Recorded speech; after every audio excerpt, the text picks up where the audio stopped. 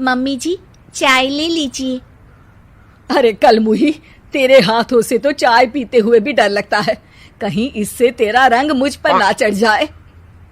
अगर इन्हें इतनी ही शर्म होती तो मेरे इतने हैंडसम भाई को इस तरह फंसाती नहीं। बानी और शिवम की लव मैरिज हुई है। बानी के ससुराल में उसकी ननद और सास हैं, जिन्हें अपने गोरे रंग पर बहुत गुरूर होता है, जिस वजह से वो बानी को सिर्फ उसके सांवले रंग की वजह से नापसंद करती है और हमेशा उसे ताने सुनाती रहती हैं। बानी उनकी सभी जली कटी बातें सुनकर चुपचाप वहां से चली जाती है। तुम माँ और छोटी को कुछ बोलती क्यों नहीं? मम्मी जी बड़ी हैं, हर छुटकी ना समझ, इस तरह उन्हें उल्टा जवाब देना सही नहीं। मेरी जिम्मेदारी उनकी सेवा करना है, जो मैं पूरे दिल से हमेशा करती रहूंगी। ऐसा बोलकर बानी रसोई में जाकर रात के खाने की तैयारी करने लगती है। रात को खाना खाते हुए बानी की सास उसे कहती है, कल मैंने अपनी फ्रेंड्स के साथ किटी पार्टी रखी है, समय से सारा खाना बना देना और अपना मनहूस चेहरा लेकर ज्यादा उनके सामने मत आना, समझी?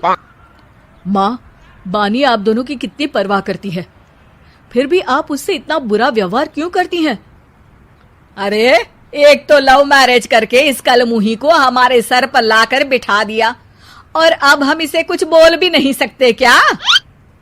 भैया तो इनकी तरफदारी करेंगे ही, आखिर इन्होंने पूरी तरह उन्हें अपने वश में जो किया है। जिसे जो करना है करे, बस कल मेरा सारा काम समय पर हो जाना चाहिए। इस पर सब खाना खाकर सोने चले जाते हैं और अगले दिन बानी जल्दी उठकर सास की किटी पार्टी के लिए तैयारियां शुरू कर देती है, जिस पर पार्टी शुरू होने के बाद सास की सहेलियां कहती हैं, अरे वाह री, तेरी बहू ने तो बड़े स्वादिष्ट समोसे बनाए हैं। हाँ भाई, रंग कैसा भी हो, खाना बनाने में बिल्कुल अन्नपूर्णा है। अरे इसकी भी क्या बात करनी, मेरी बेटी से मिलो, इसकी सुंदरता के आगे तो उर्वशी रंभा भी फेल है। उर्वशी रंभा को तो फेल कर देगी, पर क्या अन्नपूर्णा बन पाएगी? अरे इसे काम करने की क्या जरूरत, उसके लिए बानी है तो, और मैं तो इसकी शादी भी किसी नौकर चाकर वाले घर में ही करूंगी। बानी वापस रसोई में चली जाती है और किटी पार्टी चलती रहती है। उसी रात को बानी की सास गुस्से में चिल्लाते हुए अपने कमरे से बाहर निकल कर आती है। हाय रे, चोरी हो गई, मेरे पैसे, पक्का पक्का इस कलमुही की वजह से हुआ है ये सब। अरे क्या हुआ माँ, कौन सा आसमान टूट गया? अरे आसमान तो उसी दिन टूट गया था जब तू इस कलमुही से शादी करके इसे घर में ले आया था। खुद तो आई ही, अपने साथ साथ मनहूसियत का काला साया भी मेरे घर ले आई। अरे हुआ क्या माँ? अरे मेरी तिजोरी में रखे पैसे कहीं गायब हो गए, सुबह ही देखा, अरे यहीं रखे थे। क्या आप मुझ पर चोरी का इल्जाम लगा रही हैं? अरे काली बिल्ली पर भी क्या कोई मनहूसियत का इल्जाम लगाता है?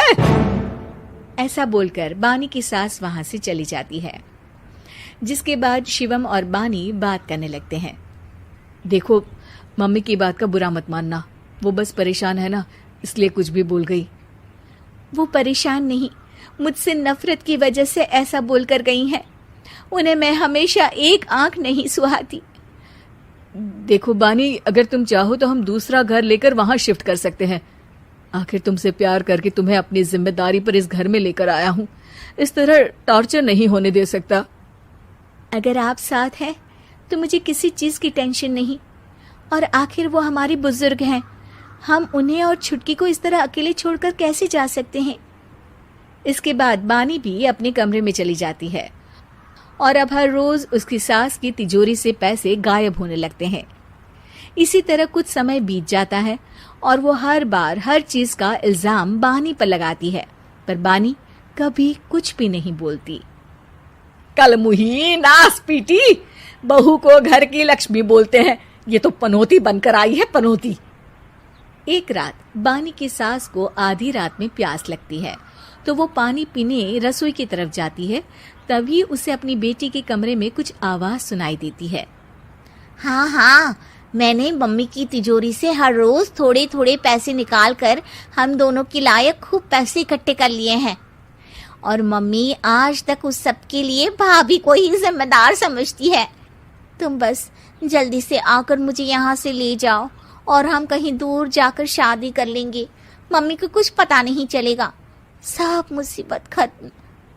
अपनी बेटी की ये सारी बातें सुनकर बानी की सास भौंचक्की रह जाती है और अपने कमरे में वापस चली जाती है। जब अगली सुबह बानी सास के कमरे में आती है, मम्मी जी, क्या बात है, आज आप कमरे से बाहर ही नहीं आई? आपकी तबीयत तो ठीक है ना? क्या छुटकी कमरे से बाहर आई या तुम उसके कमरे में गई? नहीं नहीं, क्यों, जाना है क्या? मैं अभी चली जाती हूँ। नहीं, कोई कहीं नहीं जाएगा। इस पर वो बानी को साथ लेकर कमरे से बाहर आती है, जहाँ शिवम भी होता है। वहां उसकी सास बोलती है, छुटकी मेरी तिजोरी के सारे पैसे लेकर अपनी माँ के बारे में कोई ख्याल करे बिना किसी लड़के के साथ घर छोड़कर चली गई। और बहू, तुमने मुझ जैसी सास की सेवा करने के लिए अपने ही पति के साथ दूसरे घर जाने से मना कर दिया। मैंने हमेशा तुम्हारा रंग देखा अच्छा ही नहीं, जो मेरी सबसे बड़ी गलती है। मुझे माफ कर दे बेटा। और इसके बाद बानी की सास कभी अपनी बहू की तारीफ करते थकी नहीं।